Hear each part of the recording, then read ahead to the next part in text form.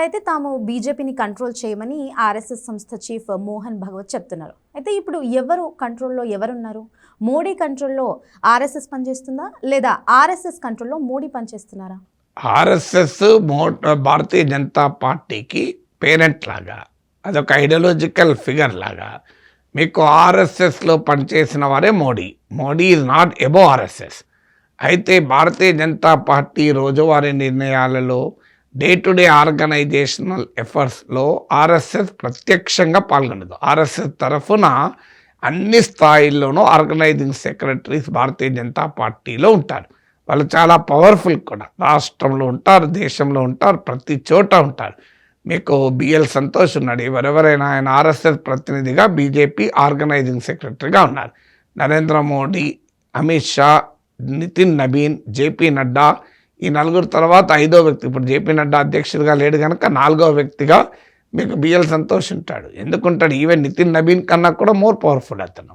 So ఎలా BL Santosh more powerful ఎక్కడికి వెళ్ళొచ్చాడు? కేవలమైన RSS ప్రతినిధి కనుకనే బీజేపీ ఆర్గనైజేషనల్ స్ట్రక్చర్లో అన్ని స్థాయిల్లోనూ ఆర్గనైజింగ్ సెక్రటరీ అనేది ఆర్ఎస్ఎస్ నుంచి డిప్యూట్ అయిన వాళ్ళు ఉంటారు. ఇప్పుడు రాష్ట్రంలో కూడా ఆర్గనైజింగ్ సెక్రటరీ ఇదన్ ఆర్ఎస్ఎస్ డిప్యూటెడ్ పర్సన్. సో ఇది ఆర్ఎస్ఎస్కు బీజేపీకి ఉన్న స్ట్రక్చరల్ అరేంజ్మెంట్.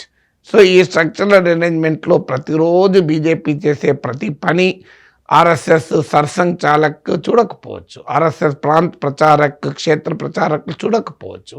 కానీ ఆర్గనైజేషనల్ స్ట్రక్చర్లోనే ఆర్ఎస్ఎస్ బీజేపీలో ఉంటుంది. కంట్రోల్ చేస్తుందా, లేకుంటే నడిపిస్తుందా, డైరెక్షన్ ఇస్తుందా, అడ్వైజ్ ఇస్తుందా, గైడెన్స్ ఇస్తుందా, నువ్వు ఏ పేరైనా పెట్టుకో. There is a structural arrangement between RSS and BJP. ఇది మొదటిది.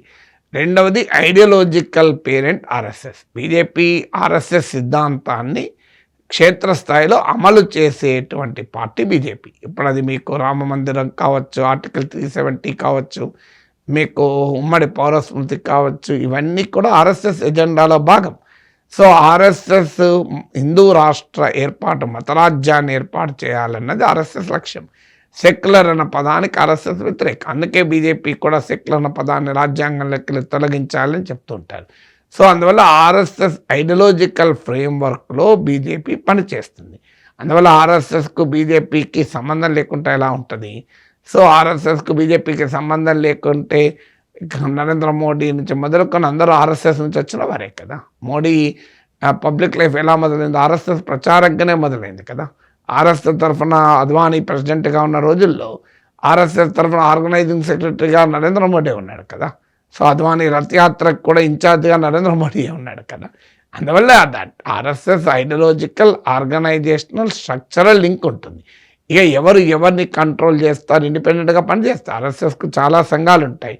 ఇప్పుడు విద్యార్థుల రంగంలో ఏబీవీపీ ఉంటుంది, రైతుల్లో భారతీయ కిసాన్ సంఘ్, కార్మికుల్లో భారతీయ మజ్దూర్ సంఘ్, స్వదేశీ జాగరణ మంచ్, విశ్వ హిందూ పరిషత్, ఇలా అనేక సంఘాలు ఆర్ఎస్ఎస్కు అనుబంధంగా పనిచేస్తాయి. అందులో అలా పొలిటికల్గా అనుబంధంగా పనిచేసేది భారతీయ జనతా పార్టీ. సో ఆర్ఎస్ఎస్ నేరుగా ప్రత్యక్షంగా పాలిటిక్స్లో యాక్టివిటీలు ఉండకపోవచ్చు.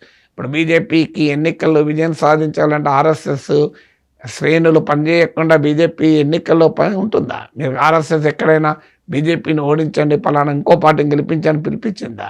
అందువల్ల ఇట్స్ అ ప్రాక్టికల్ రియాలిటీ కదా.